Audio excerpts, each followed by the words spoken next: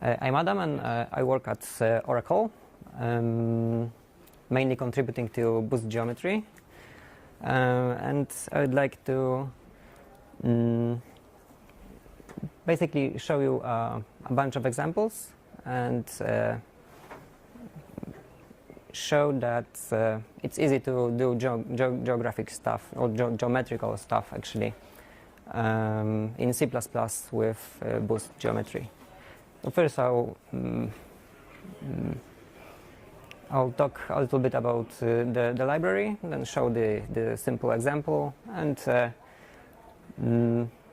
actually during the whole talk there will be many examples showing you how to create primitives, use various algorithms and spatial index. And then at the end I'll show you a few tools for developers, simplifying debugging. So it's Boost Geometry is a part of Boost C++ libraries. It's mostly written in C++03, but has conditionally enabled features if compilers allows it. And it heavily relies on metaprogramming and techniques such as stack dispatching. So it defines primitives, also implements them for users' convenience, and algorithms which can be used by the users. And it's the purpose is to be OGC standard conformant. And there's also an implementation of spatial index. Yeah, some of the links they're also on the presentation, the talk page. So no need to write them. Yeah, here's the simple Hello World example. Yeah, since it's Hello World and not Hello Plane, I will need geographical points. Here you can see that yeah, we need some includes. Then point type is defined. I'm using point template defined in Boost Geometry here, and then I'm calling the distance function, passing 2 points. One is my home city, Łódź in Poland, and the other one is Brussels. And what I get is the distance. It's different than the distance displayed at the Google Maps, because here we are actually using the spheroid model, and Google uses the sphere. These are the primitives that Boost Geometry supports. So basically, basic primitives that are defined in the OGC standard, plus the bounding box, which in Boost Geometry is a separate primitive. And here is how it looks like in the code. So basically, metadata like the dimensionality of geometries and the coordinate systems are defined in the point type, and then this information is propagated into the more complex geometries that are using this point type. So here I'm defining point, line string, polygon, and multi-polygon in a way that a line string is a range of points, polygon is contains an exterior ring and some number of interior rings also containing points, and a multi-polygon contains is a range of polygons. And here I create the objects, so the representations of line string, polygon, and multi-polygon, fill it with data, and display some distances between line string and polygon, and line string and multi-polygon. This is done in Cartesian, as you can see at the top right corner. And this is how it looks like, right? The distance between line string and polygon and multi-polygon are the same.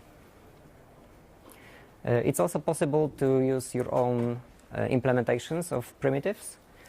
Here I define my point, implementing a point primitive, register it using register macros provided by the library, which works in most typical scenarios.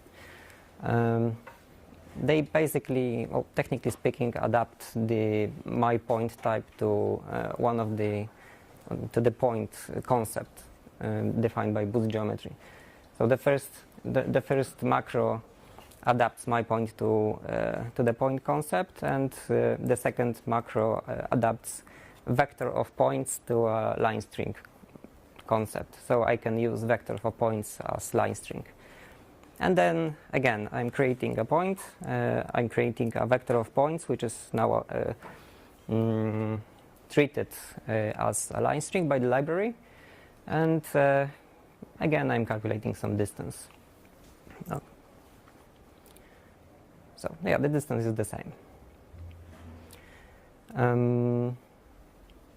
Yeah, Boost library has many algorithms. I grouped them here by the number of inputs and the kind of output. So the area length perimeter takes one geometry and returns some value. Crosses, well, relational operations and distance takes two geometries and either returns Boolean value or a distance value.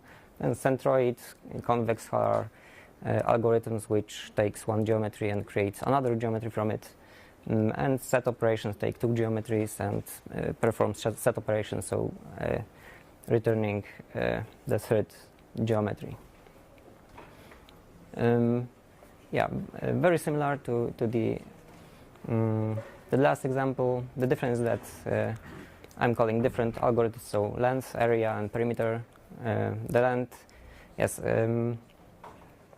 certain algorithms are able to take certain types of geometries. So the length is able to take linear geometries, and area and perimeter can only take aerial geometries. And here, yeah, line string is passed to the length, and polygon is passed to the area and perimeter. And also we get some result. I don't know how many, 10 minutes. The rest of the examples is very similar. Here, relational operations.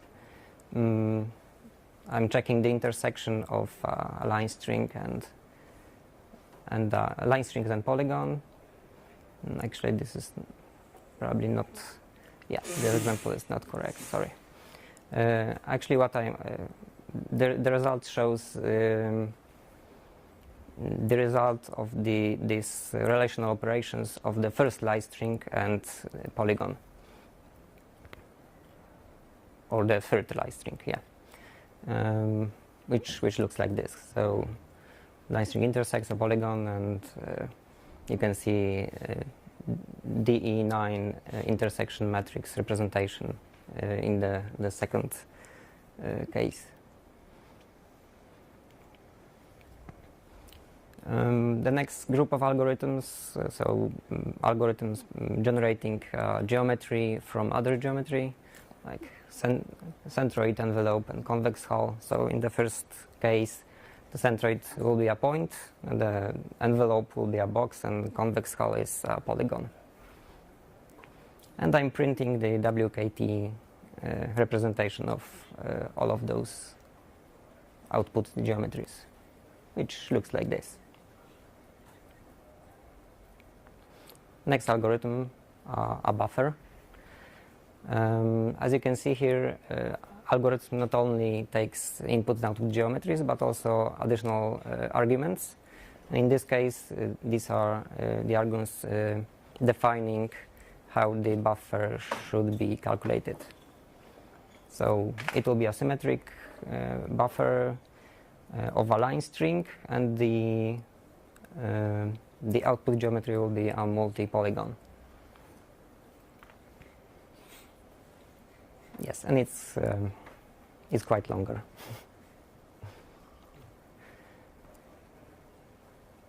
And some set operations, that is intersection and symmetrical difference. The input geometries are polygons, and the output has to be multi-polygon. So there are two multi-polygons in the output. And it looks like this. As for this special index, it's an implementation of R3. Actually, there are three variants of R3. The classic one with linear split, quadratic split, and the R-star tree. It also supports bulk loading. And it has some C++11 features like stateful allocators and move semantics, and allows you to use value type of any kind.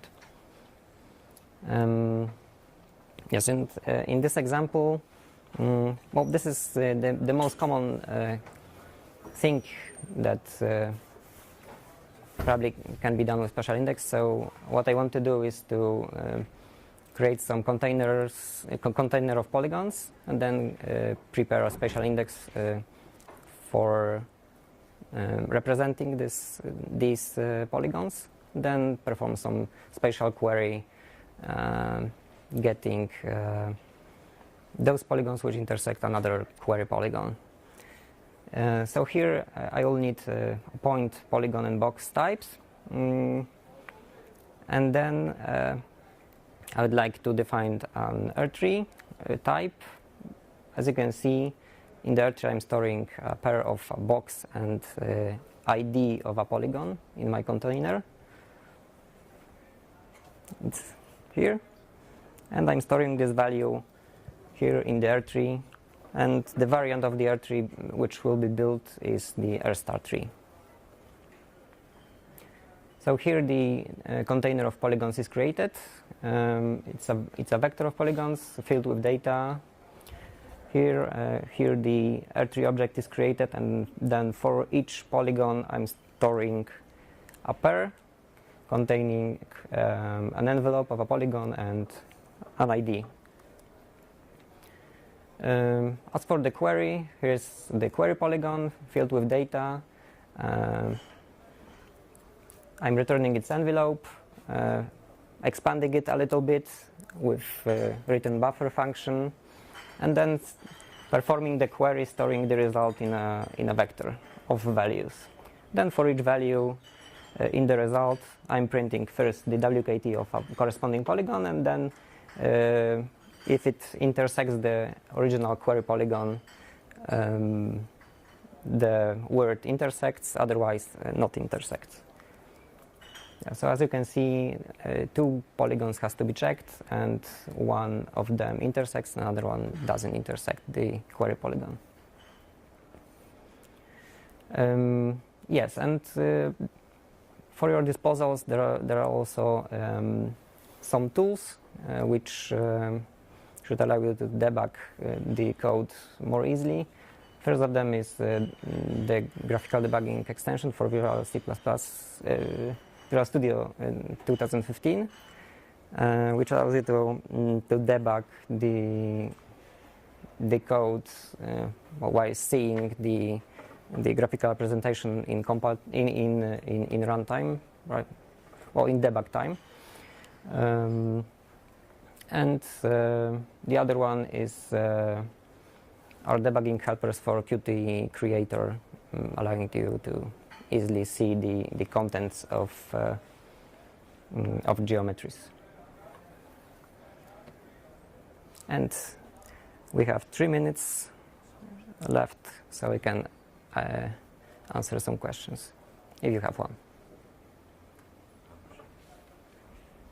You said about the spherical model, spheroid model. Can I use a spherical one? Yes.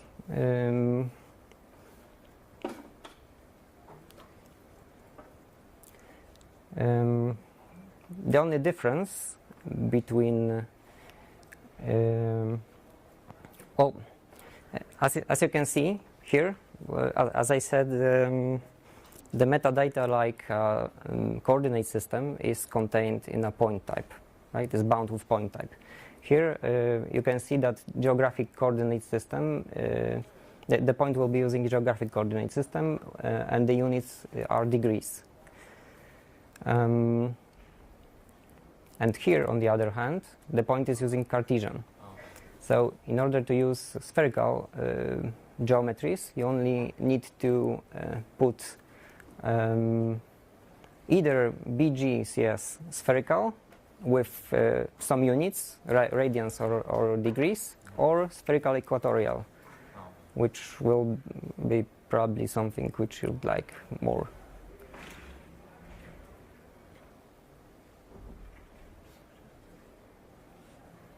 Okay, if there are no questions, then thank you.